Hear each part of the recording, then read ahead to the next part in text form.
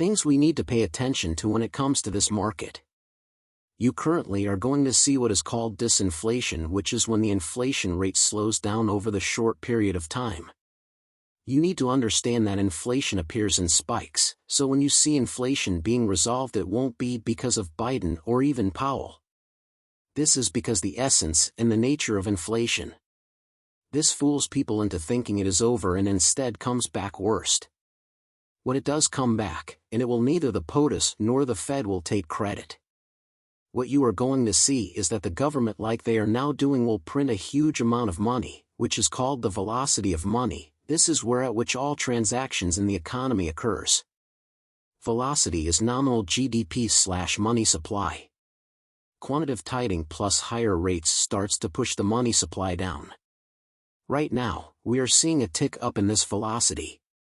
If you look at 1978 to 1979, rising velocity trumped falling money supply to drive inflation higher and higher. We saw that on Friday with the GBP and yen being manipulated to curb the dollar. In the end, this will skyrocket inflation like it did in the 1980 Jimmy Carter era and in the 2008. What you need to understand that during inflation you have what is called a regression tax, which is a tax that affects middle and lower class people in the country. The reason for this is because the upper class have the most saving and the strongest portfolios when it comes to investing, so they can weather the inflation better than any other class in the country. Now the middle and lower class don't have that luxury because most, if not all, of the earned money goes into consumer products like groceries and services. So as inflation continues to increase, the more it affects the lower and middle class because of the failed adjusted between income and inflation begins to decrease, so you pay more and earn less, and that is why it is called a regression tax type of system. This is why regressive tax is the worst type of taxation, because of the rise of food and home has never gone up as fast as the current inflation situation we are in. So, while the Feds is cutting back on spending, the Biden administration's continues to spend trillions of dollars countering the effects of higher interest rate to control inflation. This is basis mathematics. You need to understand that with the recent spending bills, including this new student loan forgiveness, which by the way the court has temporarily paused, is now approaching $2 trillion this year, and we have emergence of the fiscal put, not just for COVID anymore. Here is the worst thing: in July 2022, Biden White House redefined what a recession is. So according to the Biden administration, they claim that because the unemployment rate is current at around 3%, and like he stated, our economy is strong as hell, that we are not and will not be going into a recession.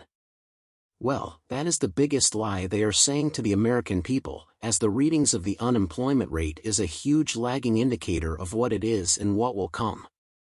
If inflation would not be present, then this would be very bullish for the market, but being that inflation is at a 40-year high, this is indicating that the unemployment number are lagging from the inflation data. Here is yet another effect that keeping us locked down longer than needed will affect the result of this stock market. By allowing the country to be locked down and people working from home becoming a new standard, you have basically slowed down production in an economy that is driven by production. Everyone knows that while you work from home, your productivity will slow down dramatically compared to someone working at an office or a facility. The white-collar employment bubble, which is the new bubble, will burst right before our eyes. The longer it takes the redundancy to disappear, the worse the damage will be. In the end, the blame will be placed on the work-at-home status that our leaders have created for a longer than needed recovery from COVID. This will lead into higher unemployment rates coming soon. Margin will also be the grim reaper of the stock market. Currently, the stock market is extremely over-margined with the current investments that are being held. What will happen that these accounts will eventually have margin calls that will liquidate the accounts and cause a dominoes effect that will affect the stock market. We can easily see this with even options and futures trading that has increased to record high during the pandemic. We currently have a trading volume that has increased to around $600 million, which is currently higher than normal stock shares. This is telling you that there is more trading into futures and options trading versus stock, which is an equity that is held for the long term instead to the shorter terms like options and futures.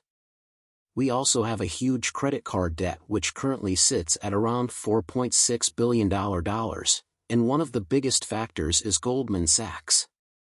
AIG was rescued to save Goldman Sachs from a subprime issue that everyone said it would not happen again. AIG is the biggest insurance company in America and possibly the world.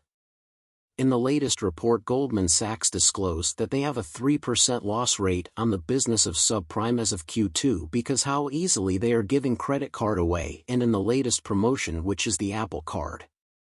CNBC reported that Goldman's Apple Card business has a surprising subprime problem.